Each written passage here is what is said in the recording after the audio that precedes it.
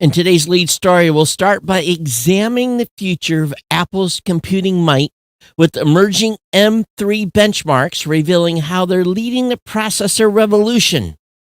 The plot thickens with a look into the courtroom drama surrounding Sam Bankman-Fried as we untangle the web of legal defense in his high-profile case.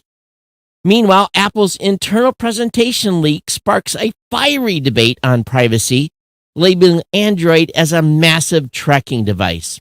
And for our space enthusiasts, we'll touch down on the launch of NASA Plus, an ad-free streaming service that promises to bring the cosmos into our homes. Join us for a journey through these captivating narratives. You're listening to Geek News Central, and I'm your host, the one and only Todd Cochran. Gear up for episode 1703 for Thursday, November 2nd. A big shout out to our primary sponsors at GoDaddy.com, powering our geeky adventures here. Grab their jaw-dropping details at geeknewscentral.com/GoDaddy. And hey, all of our awesome listeners, you're the real MVPs. Back us up at geeknewscentral.com/insider by becoming a GNC insider. Feeling the buzz? We're live and lit with those fresh modern apps from podcastapps.com. Join our value for value movement. Just best app. To all our amazing listeners out there, there's a big virtual hug. Do dive into our digital hub at geeknewscentral.com, geeknewscentral.com, and get on board. And don't forget to follow or subscribe via your favorite podcast app. Slide into our chat room at geeknews.chat. We've got all that social integration going on. And if you have feedback, don't worry. Ping me through the email at geeknews@gmail.com. Catch me on X at Geek News, or find me lounging on Facebook. Do not forget the most important thing that really keeps this podcast alive is don't forget our partner shows, all linked at geeknewscentral.com. You thought I was going to say GoDaddy, right? No. Our partner shows are all here, rolling together. And, of course, a massive salute to GoDaddy, the longest-running continuous sponsor of a podcast where savings begin here. Get all the deals. Get over to geeknewscentral.com/GoDaddy. Lock in those savings. This is where we need you to go because we do have the deals for you. The November page is up. Matter of fact, this afternoon, I got an email from my rep at GoDaddy. We had a great October. Thank you so much for supporting the show. This is the type of hard-charging support of the audience that we need. Again, get over to geeknewscentral.com where savings to begin with just a penny. Just a penny. Get yourself a brand new domain name or $1.99 a month economy hosting for the first year with a free domain. $2.99 a month managed WordPress hosting with a free domain. I'll say that again. I'm choking. $2.99 a month managed WordPress hosting for the first year with a free domain, or $1.99 a month economy hosting for the first year with a free domain. Free trial GoDaddy website builder, your choice of personal business to business plus plans. That's a 1-month free trial. Get over there. Get her done. Get over there. Start saving today with GoDaddy products and services. Get yourself a website. Get online. Get online. Do what I do. Have a blog. Have a podcast. Have an online e-commerce site. Really, it is all your imagination combined. Use ChatGPT to come up with an idea. But we want you to go over there to GoDaddy and grab one of those economy hosting deals or that managed WordPress hosting. And again, you get a free domain name. So get on there and get her done. We thank GoDaddy for being a longtime sponsor here at the Geek News Central podcast. So as you can tell, I am messing with the intro. Still getting it kind of, sequenced in. But how do you like that first arbitrage of information at the beginning of the show? I like it a lot. It's a big change here. We're doing again. We're moving the show. We're on the march to 1800. Welcome to 1703. And what's going on? Well, if I wasn't busy enough, I've got off my duff. and decided to do something new. And I've cleaned up, and we'll probably go for a name change at some point for the actual channel URL. Some of you are subscribed already, but I'm starting a new podcast, not a new podcast, a new YouTube channel. And it's called Beyond the Office. And I'm going to be doing stuff that's just, kind of when I have a hankering, things that happen. The first episode is up, and it's pretty rough. And it's a behind the scenes at my office here in Michigan, and it may end up being wherever I'm working. And definitely, this is something new. And this is like attempt number 10 to do something. And this is going to be a true vlog. The Beyond the Office thing is going to be a true vlog. It'll probably talk about podcasting a little bit, but we'll be doing behind the scenes stuff about what I do. And I hope you go over there and subscribe. I'll have the link to it in the show notes tonight. And the first video was pretty long. It was 25 minutes. I just don't know when to shut up. Second one, I think 12, 13 minutes. We're going to see how it goes. But that's something new I'm going to try. And I'm not going to even promise frequency or anything like that. I'm not going to do that. But it also makes me want to also talk to you for just a second about a battle. Because I want to make a fine line that's a difference between a podcast and something that's on YouTube called a podcast. I'm going to ask your help. When you're talking with your friends, family members, people that you know, and no, not talking to them about the sponsor, that's cool too. But when you're talking to your friends, family members, people that you know, and you say, what podcast are you listening to?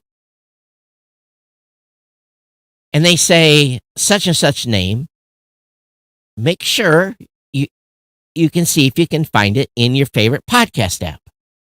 If you can't, you tell them that's not a podcast. I can't find it in my podcast app. Main thing we're trying to do, and also if you hear someone on YouTube saying, welcome to my podcast, make sure they have a corresponding podcast on whatever podcast app you listen to. Make sure you can find them.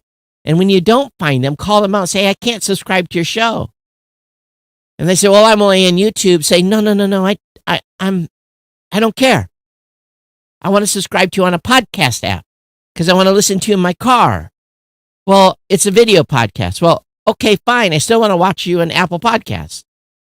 I need your help to start an evolution where we're again, and ultimately we don't care where people listen or watch the show. If you're watching the show right now on YouTube, great. If you're watching on live stream, great. If you're watching on Lit and Live with the new podcast app at podcastapps.com, fantastic. If you're listening later, fantastic. It doesn't matter. But the main thing we want to do is protect this medium.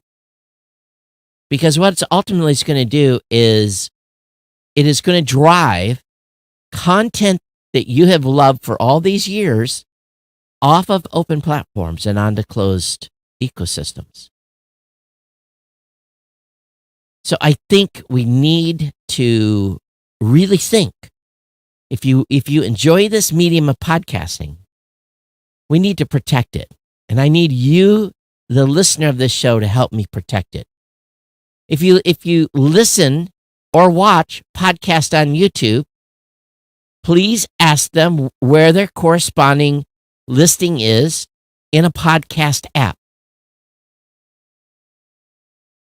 We really need to make sure the narrative and take time to comment on their channel. I see you're saying your show's a podcast, but I can't find you on Apple Podcasts.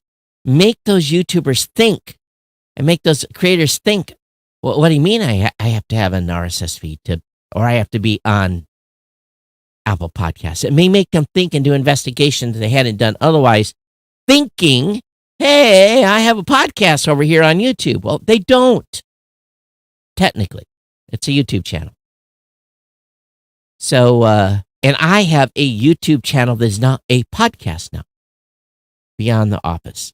So if you're watching live on YouTube tonight, say hi, say thanks for being, or I'd say thank you for being here. If you're watching on Facebook or wherever you may be watching, I appreciate you coming and watching the show. But again, the majority of the office, 99.99% of people listen via a podcast app, and subscription numbers are up. I'm very excited about that indeed. But I tell you what,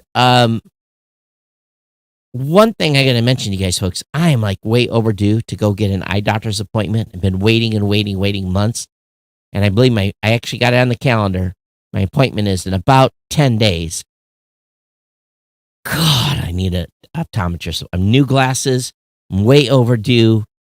Why is it so hard to get in and see an optometrist? It's crazy. It really is crazy. But I digress. All right, so I got a whole stack. I mean, Kirk like, whoo-hoo, knocked it out of the ballpark for a Thursday. And the tech news folks either woke up or something. But of course, Apple announced, I think it was right during the show on Monday, the M3 chips. And the first M3 benchmark figures are showing up. And which it means it's a good time to look at why and how Apple, in my opinion, has already really won the processor war. They may not have won the pricing war, but the M3 chip, the single core performance of 30,030 and multi-core performance of 11,694 via the Geekbench benchmarks. Max, the M3 Max single core performance of roughly 3,000 and multi-core performance of around 21,000. So single core performance of roughly 3,000, multi-core performance around 21,000 versus the M3 chip of 3030 and 11,694. So just about double the performance from between the M3 and the M3 Max. We don't know what the Pro is yet. That's not out. But I think the thing is important to note here that this degree of performance is being achieved in computers that just use 50 watts of power at peak performance. And they deliver 100% performance for up to 18 hours when using a battery and yet barely get warm. The chips already seem superior to Intel 16-core Meteor Lake processors, which now top out around 13,000. But use more energy. And Apple's new chips also raised the bar against Qualcomm, which just last week introduced a processor that almost competes with Apple's now old M2 processor. Now, there's a whole list in this document that I'm reviewing from Computer World that basically lay out the margins. Now, here's the thing I want to back up. I have a M1 MacBook Pro. I rarely do any heavy lifting with that. Little photo stuff now, little video stuff with it. It really is a great machine. I have no reason to make the jump to the M3. I don't need this extra horsepower. And I think the majority of us that are out there are using so many web apps today and in the cloud so much, I don't think a lot of us are using hardcore software. Now, if you are, and you're on an M1, let's jump to an M3. This looks pretty appetizing. If you're on an M2, I don't think so. From the data, you can see that entry-level MacBook Pro with an M3 chip now offers just about as much performance as you get from a 14-inch MacBook Pro running the M2. While M3 Max seemingly eclipses the higher-end M2 Ultra Max Studio. Now, here's another thing. The iMac update, I'm just going to say, to my opinion, was pretty lackluster. And if you are an iMac fan, I would hold. I would wait till the next generation of the Mac Mini comes out.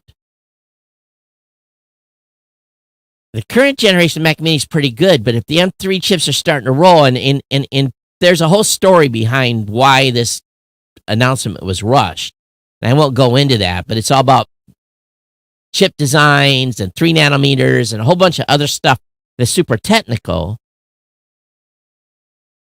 I think what's going to happen here is in about 6 months or so, the Mac Mini is going to get probably another update. That's going to be amazing. Now, if you're in the market for a new MacBook and you're on Intel still, as a matter of fact, my iMac that's in the front of the office is an Intel.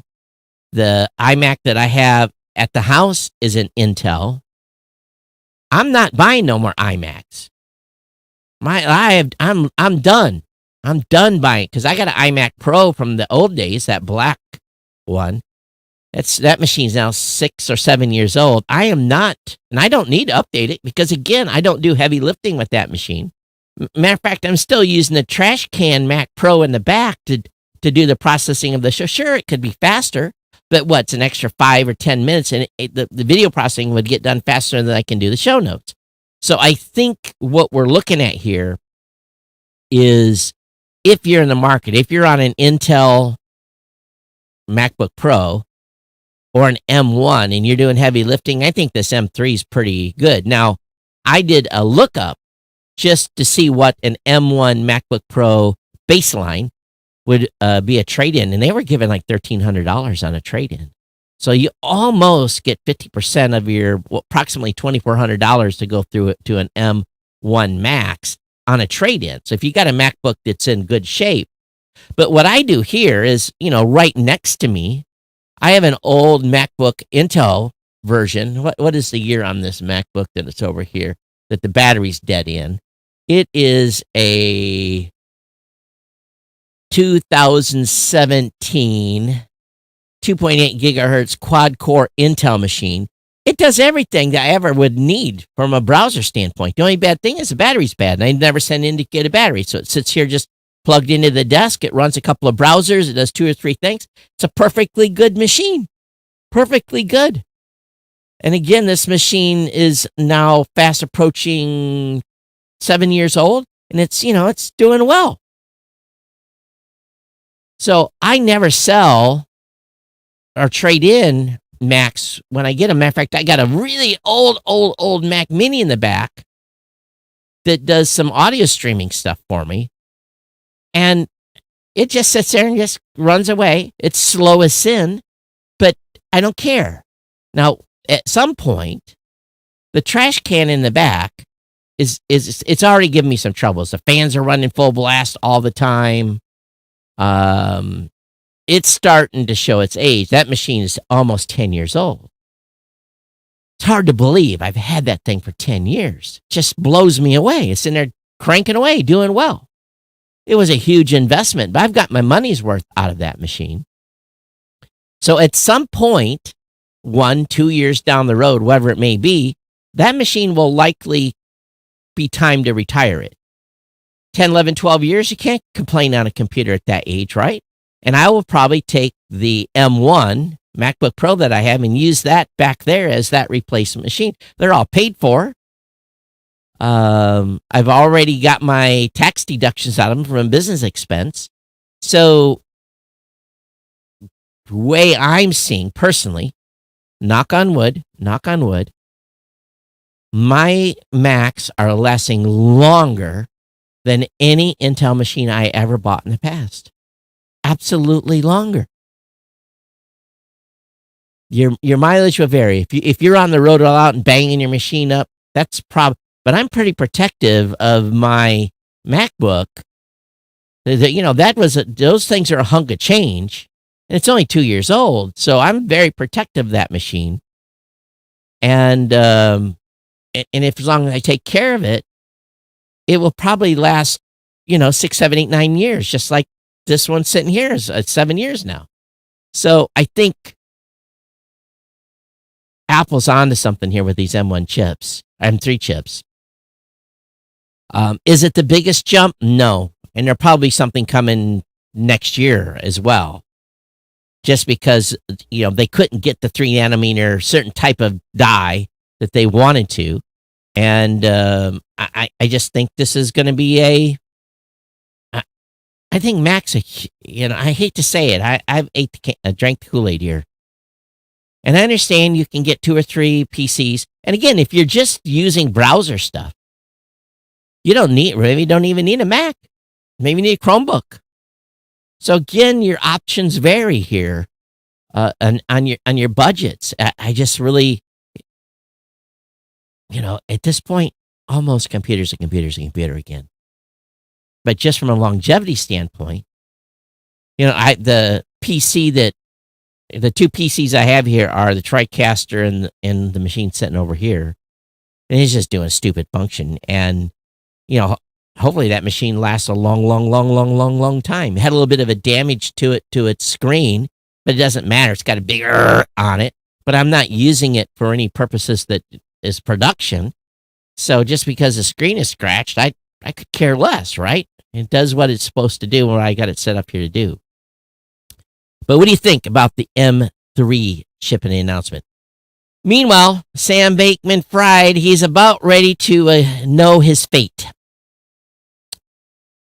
The closing statement could have ended after the first hour. The evidence that Bankman-Fried was involved, from his Google Meet with other alleged co-conspirators to the metadata linking him to various incriminating spreadsheets to the funds traced to entities he controlled, would have been enough. But there's about 3 hours where the prosecutor rented a backhoe to pile through this massive pile of evidence. His lawyer, Mark Cohen, didn't seem like he had much work to do, and he almost read from a script. So Cohen emphasized that mistakes aren't illegal, and he sought to present Alameda and FTX as legitimate, innovative businesses. It was sort of hard to understand exactly what they were innovating or how. But he said the prosecutors tried to make Bankman-Fried into a villain. He is a villain, in my opinion. He then showed the jury a number of photos that made Bankman-Fried look, well, bad. Him hanging out with Bill Clinton and Tony Blair, lounging on a private jet, at Super Bowl with Katy Perry and Orlando Bloom, meanwhile losing millions and millions, hundreds of millions of people's money. Apparently he only worked 12 hours a day. Woo! Wish I could get that schedule. He testified before he worked as much as 22 hours a day. I know what it's like to work 16, 17, 18 hours a day. You don't have time for nothing but work and sleep. You don't have time to go to the Super Bowl. You don't have time to hang out on a jet. At 12 hours a day, you don't have time to do that stuff.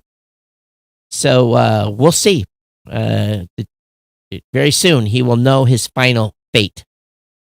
In an absolute flabbergasting piece over on AndroidAuthority.com, Apple called Android a massive tracking device in an internal presentation. The presentation was made public by the Department of Justice at exhibit in the Google antitrust trial.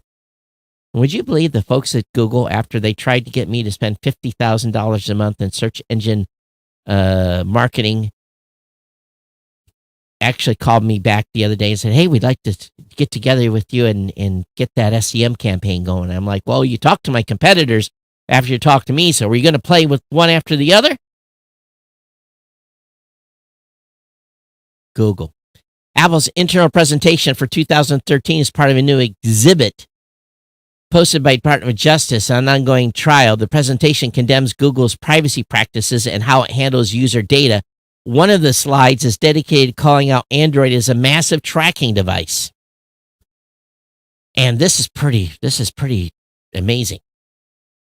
Apple side combines data across services only when it provides a better customer experience, supports separate accounts for iCloud, App Store, and iTunes Store. Of course, I've got same account for all. Siri, Maps, and iAd do not use the Apple ID, whereas Google combines data across services, no separate account support, one sign-in links your voice search, Maps, ads, Google+, apps, mail, Gmail, calendar, etc. Buying or updating an app requires system-wide sign-in. Only reasonable use case is fully authenticated. So part of this was a presentation as part of Apple's SVP Eddie Q's testimony in the antitrust trial in September. So this is pretty crazy. And it just talks about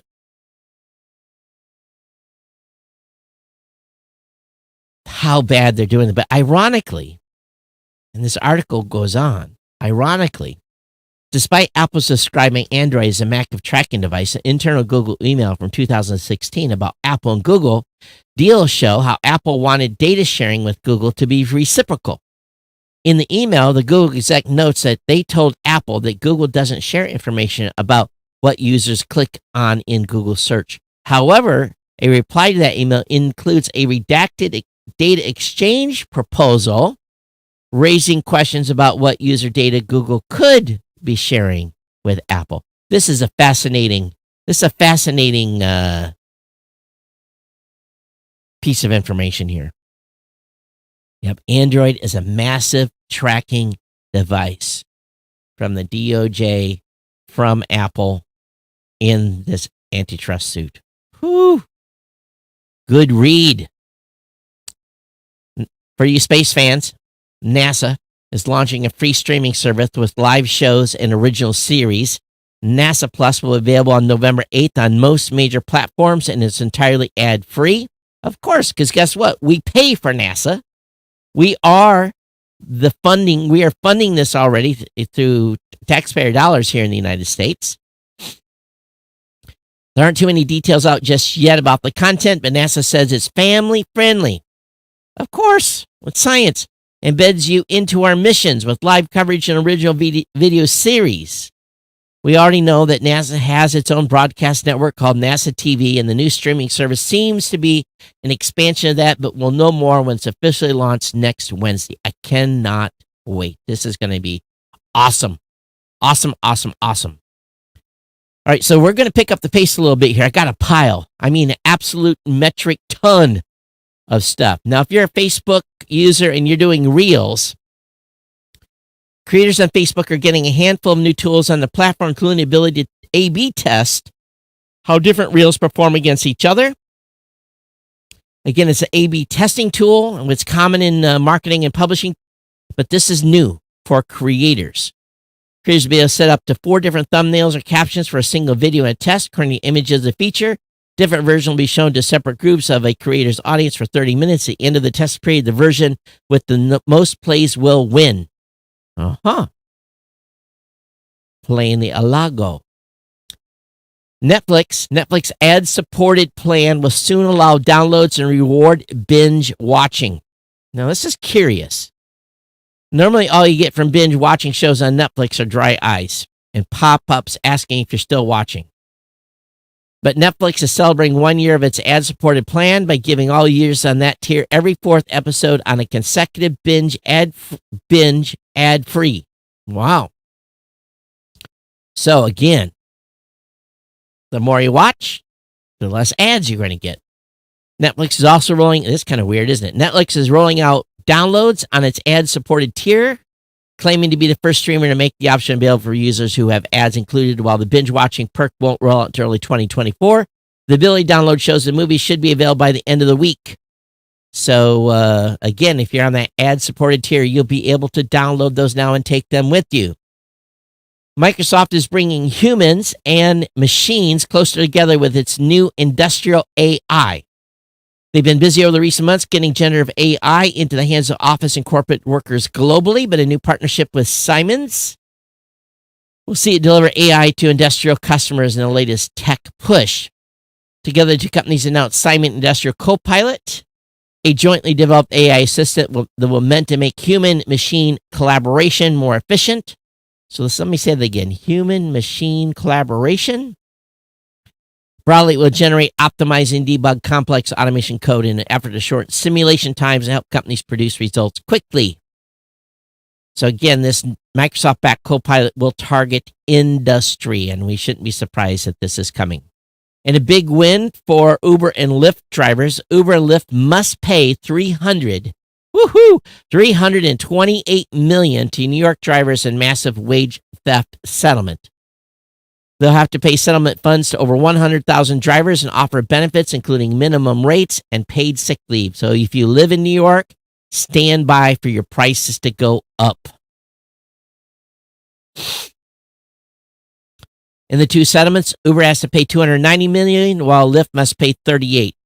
The Attorney General's office found Booth and Uber Lyft shortchanged drivers by deducting sales tax from drivers' commissions that should have been paid by riders between 2014 and 2017. They also did not offer paid sick leave. As a result of the settlement, drivers outside New York City will be guaranteed an earnings floor of $26 per hour. New York City drivers already have a minimum rate under the taxi limousine commission and will earn 1 hour sick pay for every 30 hours worked. This will be capped at 56 hours per year. New York City drivers will get $17 per hour for sick leave, while drivers outside the city will get $26 an hour. Both rates will be adjusted for inflation. So that's a big win for drivers there. So we'll see. How is the Uber and Lyft rates in New York? I know they're much higher in some cities, and that might be part of it. This next article, they're going to get us one way or the other. You have a Fire TV from Amazon? Fire TV banner ads are about to get worse. Now, I have two Fire TVs. I have one on one of my TVs, and I travel with one. And I typically go straight to YouTube or Netflix. I don't stay on the screen that much. But Amazon will hawk products straight from the top carousel and bring ads into search results. They've come up with more ways to stuff advertising into the Fire TV interface. The Fire TV's top feature carousel, which until now has only promoted streaming video content, will soon show ads for physical products such as earbuds and apparel. Fire TV devices already have air and display advertising than other streaming platforms. We know that. Might be time to go back to Roku. Feature rotator ads is Amazon's term for the carousel of promotions at the top of the Fire TV home screen. So I guess people are going to be paying for it, like Hyundai and AA Advantage, and they're going to have regular mainstream advertising right in your carousel on your device that you paid for. They're going to advertise to you heavily. So look forward to that, because these ads will have a video component with playbacks beginning automatically when users scroll up into the carousel. Amazon's director of Fire TV advertising told Stream TV Insider that this is like getting your video commercials in front of the Fire TV users the minute they turn on TV, no matter what they go to watch. Lovely. So, where else are you seeing? Are you seeing ads on Google TV, on Apple TV? Are you seeing ads on Roku? What are you seeing on your devices? I want to hear from you, because now we can decide, right? We can decide which device we use if we have one, because they're all cheap, $30, $40. You can get a Roku, same thing with Amazon, etc. So which one are you using? Are you seeing the least amount of ads? geeknews@gmail.com. Brave, the Brave browser, Leo AI Assistant, is now available to desktop users. So this was already out for the app developers. It's called Leo. It's been under testing for a variety of months. Users can access Leo Assistant by clicking the Leo icon in the sidebar to start conversing just by typing a question. I've been getting pushed anytime I go to Google now to try their generative AI search. They're pushing it on me hard. Things are changing fast, folks. And I don't know if it's going to have a good effect for traffic to sites like mine. They're trying to survive in this world of apps and everything else is going on. This is part of the reason why I've asked you guys to basically continue to promote podcasting in a podcast app. Again, just as a way of education, both listeners and potential so-called podcasters. OpenAI forms a group to study AI threats. And by the way, I found 2 or 3 articles tonight that Kirk found that were 100%, I could tell, AI written, were very thin. I've X'd those from the lineup tonight. I'm trying to be careful as we go through the different type of content to see stuff that was, as much as I can possibly tell, written by a human. But a couple were pretty obvious tonight. They had the little logos at the start of the paragraph, and that's a thing that ChatGPT does when you ask it to write a blog post that it puts little icons in. But so this one, I don't know. OpenAI, the company that developed ChatGPT, announced it's formed a special group to study AI models and assess the risks their development entails. The group is called Preparedness. As stated in the company's blog, its main task is to monitor the work of current and future AI systems to predict potential dangers from the generation of false information, the use of AI tech for malicious purposes, to serious threats to humanity, including chemical, biological, radiological, nuclear threats. OpenAI COO Sam Altman has publicly expressed concerns about AI on more than one occasion. And we talked a lot about this on the last show, of them being doom and gloom and trying to get in, basically laws put in place to really make them be the default winner and keeping open models suppressed. Duracell, it's got a cool product if you like a Duracell battery. Duracell's new power stations sport beefy batteries and can charge many devices. Listen to this. Starting with the small of the two, the Duracell M150 is a 3.1 inch wide by 6.4 inch tall. Clocks in about 2 pounds, and inside has a 25,000 milliamp hour battery that can deliver 150 watts of power via a wired connection. Wirelessly, it can send out 15 watts through its charging lid. Yes, because the lid will tilt and actually continue to allow you to see your phone while it's charging. What else? The bigger one, the M250, functions similar to the M150, although it's substantially bigger, weighing at 4.5 pounds. It's 5 inches in diameter and 10.4 inches tall. Yes, that's massive. The internal battery is at 60,000 milliamp hours and delivers 250 watts of power through a weird connection, but its wireless performance stays the same. So the M150 is available for $200. M250 retails for $300. Those are big charging stations, but for a big price as well. So very cool. Duracell, you want to send me one for a review? I'd love to have it. NASA has had to apologize for saying your broke ass will never go to Jupiter. When advertising and promotion, NASA attempted to spit facts about the fact that traveling anywhere in space is unfathomably expensive. We already know that. And unrealistic for the average person. We already knew that. Is visiting Jupiter on your bucket list? Read a tweet from the account for NASA 360 on the agency video networks. Let's face facts. It's not going to happen. So I guess that's what they really said. So the author of this, Futurism.com, took a little journalistic liberty. The rest of the tweet advertised the agency's messaging bottle promotion. So essentially people were mad saying, hey, are we stopping dreaming?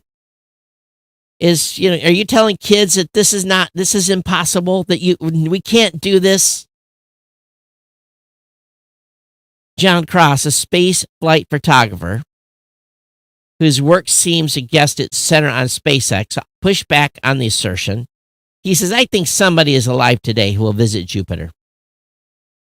Specifying it could be either a flyby, a landing, which again is impossible, especially because there's nowhere to land, or a jaunt to one of the many planets and moons. A little later, the NASA came and said, hey folks, we goofed up. We want to be clear. We're always reaching for the stars and planets and moons. And we want what we do to inspire you to do the same. Never stop dreaming. Because a lot of the stuff I'm starting to read about what's coming out, and I'll get into that here in a second when I find the article. It's like because you guys know I'm a science fiction fan. Every science fiction book I have, all of a sudden I start seeing stuff popping up that's being done for real. That was a fantasy when the content was written. So Microsoft Edge could get the same Windows 11 option to get updates as soon as possible. Just be careful using it. So as noticed by a source of browser leakage on X, there's a new option in the Canary branch of Edge testing which allows you to get the latest Microsoft Edge updates faster.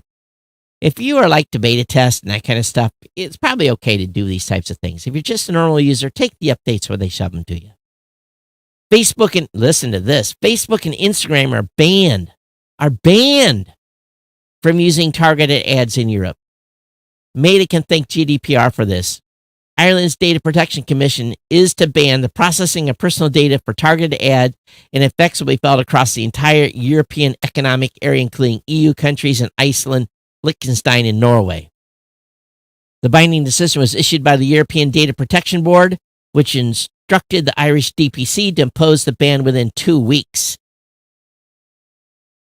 This effectively bans Meta from using personal data to inform the ad it displays on Facebook and Instagram in a process known as behavioral advertising. And we know that Meta was hit with a $1.2 billion fine early this year. So you're going to get a relief in Europe on these targeted ads. And shocking news, the Earth core is leaking. Yes, this was a headline on a certain news network that's doing very poorly in the ratings. The Earth core is leaking. Well, okay. Scientists detect a surprising amount of rare version of helium called helium-3 in volcanic rocks on Canada's Baffin Island, lending support to the theory that noble gas is leaking from Earth's core. And has been for a millennia. Talk about clickbait. Qualcomm rallies on sign smartphone market slump is easing. Qualcomm rose nearly 6% on Thursday as its strong first quarter forecast signaled that the 2-year-long slump in smartphone market was easing, led by recovery in China.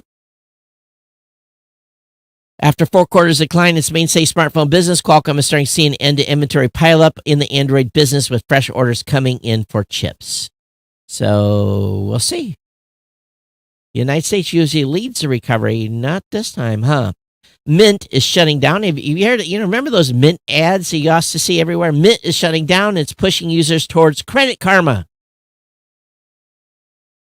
The budgeting app owned by Intuit is shutting down. Intuit announced on Tuesday Mint will get absorbed into Intuit's other service, Credit Karma. Yes, did you know both of them were owned by Intuit, right? They get you one way or the other. This is exciting news because I've got my network attached storage device over there, and I have 2 drives that are basically sitting right next to it. They're basically at some point, at some time, and it usually happens, 12 to 18 months, I blow a drive out on my network attached storage. I got a 5-bay unit from Synology. It's using the Synology SHR, which I can replace a drive with something bigger. Now, I don't get the full use out of it initially, but as I put new drives in, as old drives go bad, I can basically up my storage in that device. And matter of fact, I've had to make some shuffling here over the past year because it was getting pretty full, and I didn't want to have to go out and buy 5 brand new big drives and spend a week, updating it.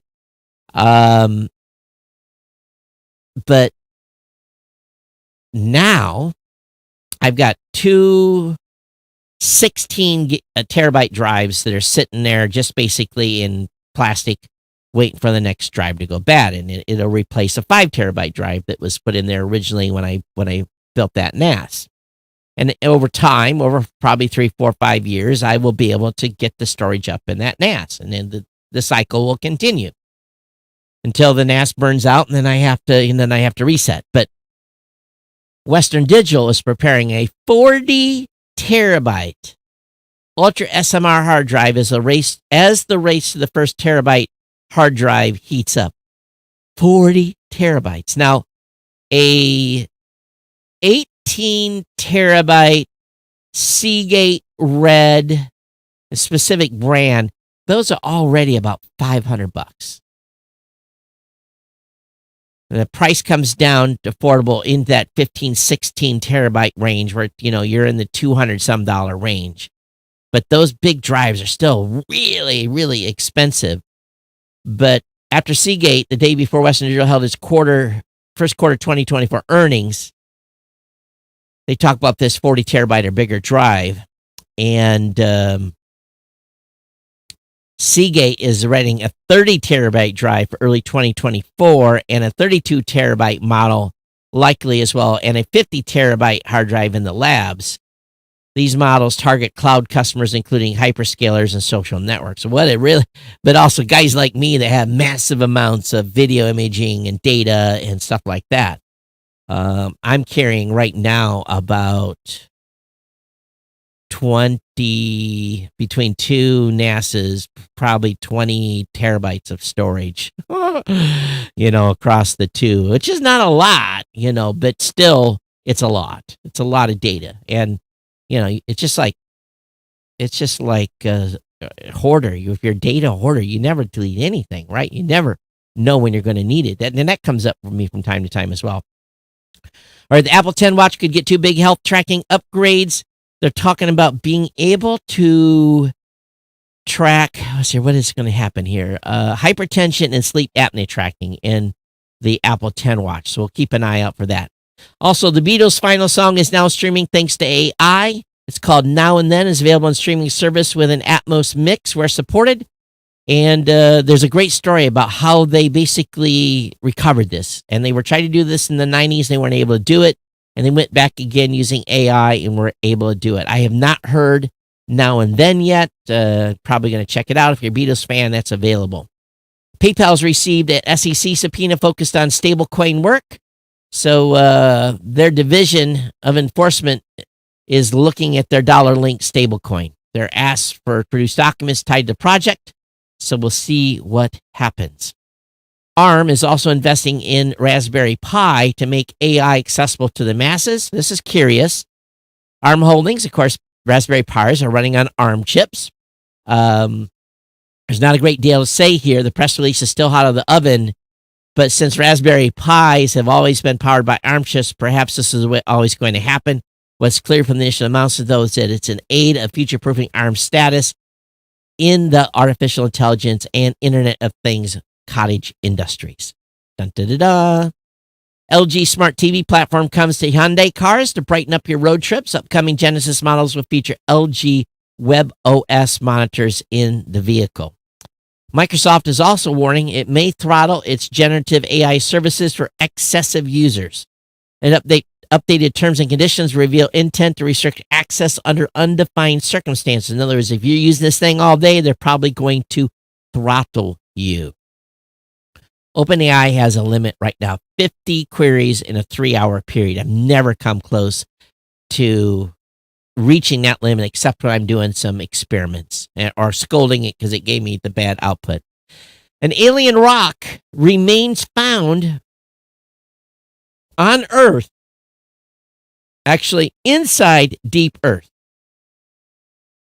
Remember that protoplanet that crashed into the Earth millions of years ago?